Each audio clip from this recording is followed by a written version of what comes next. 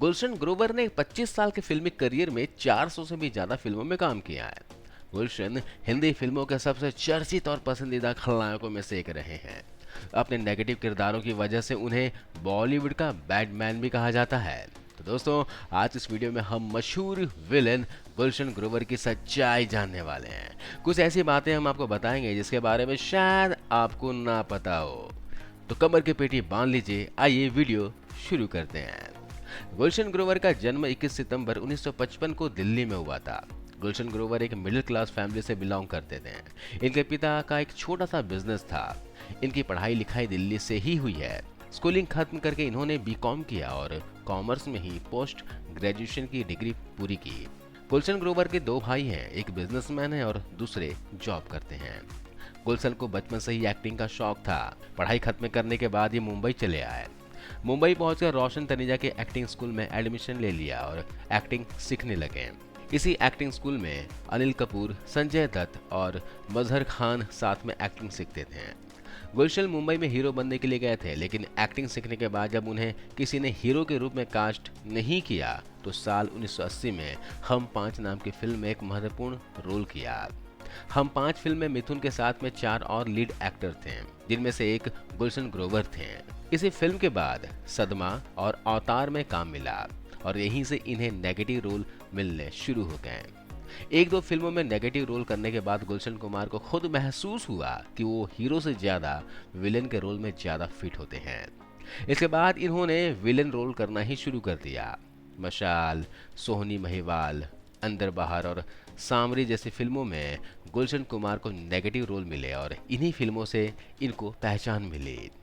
वीराना और राम लखन जैसे फिल्में आते आते ये बॉलीवुड में अपनी जगह पक्की कर चुके थे।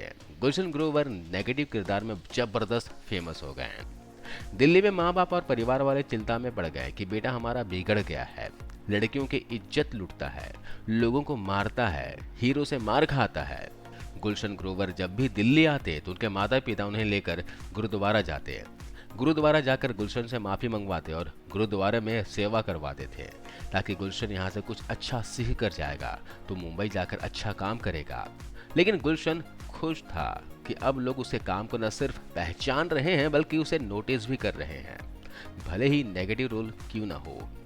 गुलशन की पहली बार साल 1989 में किसी एक्ट्रेस के साथ नाम जुड़ा।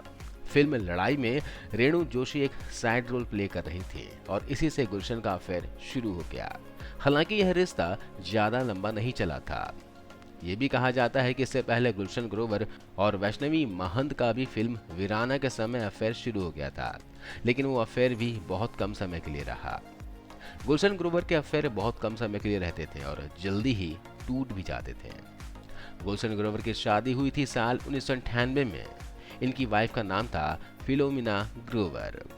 इन दोनों का एक बेटा भी है जिसका नाम है संजय ग्रोवर। 1998 में गुलशन ग्रोवर की उम्र थी 43 साल। 1998 में शादी की और 2001 में दोनों का तलाक हो गया, जबकि इन दोनों का अफेयर 6 साल लंबा चला था। इसके बाद भी इनकी शादी सिर्फ 3 साल ही चली। गुलशन ग्रोवर की वाइफ ने गुलशन से तलाक लेने के बाद एक्ट्रेस मंदाकिनी के भाई भानु से शादी कर ली और अब वो लंदन में रहती हैं। फिलोमिना से तलाक के बाद बेटा संजय की कस्टडी गुलशन ग्रोवर को मिली। उन्हीं दिनों गुलशन का अपने से 15 साल छोटी कशिश से अफेयर चल रहा था। उसी की वजह से इन दोनों का तलाक भी बताया जाता है। साल 2001 में तलाक हुआ और 2001 में ही कशिश के साथ में शादी कर ली। कशिश के साथ भी शादी ज्यादा लंबा नहीं चली। 10 महीने के बाद ही दोनों का तलाक हो गया। इसके बाद गुलशन ने फिर कभी दोबारा शादी नहीं की। वैसे दूसरी पत्नी के तलाक के बाद गुलशन ग्रोवर ने सलमान खान की एक्स गर्लफ्रेंड सोमी अली के साथ भी कुछ समय तक रिलेशन में रहे। कहा तो यह भी जा रहा था कि ये दोनों शादी करने वाले थे। दोनों ने सगाई भी कर ली थी। बाद में सुनने में आया कि सोमी अली भारत में नहीं रहना चाहती थी और गुलशन ग्रोवर भारत से बाहर नहीं जाना चाहते थे, क्योंकि वो अगर भारत से बाहर चले जाते तो फिल्मों में उसे काम कैसे मिलता। यही वजह रही कि इन दोनों का रिश्ता टूट गया। गुलशन ग्रोवर 1990 के बाद में एक बड़े विलेन के रूप में उभर कर सामने आए। साल 1997 में the second jungle book Mowgli and बालू ये एक हॉलीवुड फिल्म आई थी और इसमें गुलशन ग्रोवर ने काम किया था। गुलशन का बेटा जब बड़ा हुआ तो इन्होंने फिल्मों में काम करने से मना कर दिया, लेकिन गुलशन ग्रोवर चाहते थे कि उनका बेटा भी फिल्मों में काम करे। कई बार मनाने के बाद आखिरकार वो फिल्मों में काम करने के लिए तैयार हो गए, लेकिन एज एन एक्टर नहीं बल्कि डायरेक्टर प्रोड्यूसर बनकर काम करेगा।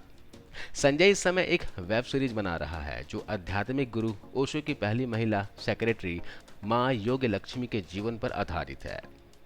गुलशन ग्रोवर का फिल्मी करियर हमेशा अच्छा ही चला है। पर्सनल लाइफ की बात करें तो गुलशन ग्रोवर का नाम कटरीना कैफ के साथ भी जुड़ चुका है। साल 2003 में एक फिल्म आई थी बूम, जिस फिल्म से कटरीना कैफ ने डेब्यू किया था। इस फिल्म में गुलशन ग्रोवर भी साथ में काम कर रहे थे और इस फिल्म में गुलशन ग्रोवर और कैटरीना कैफ ने कई सारे हॉट किसिंग सीन दिए थे।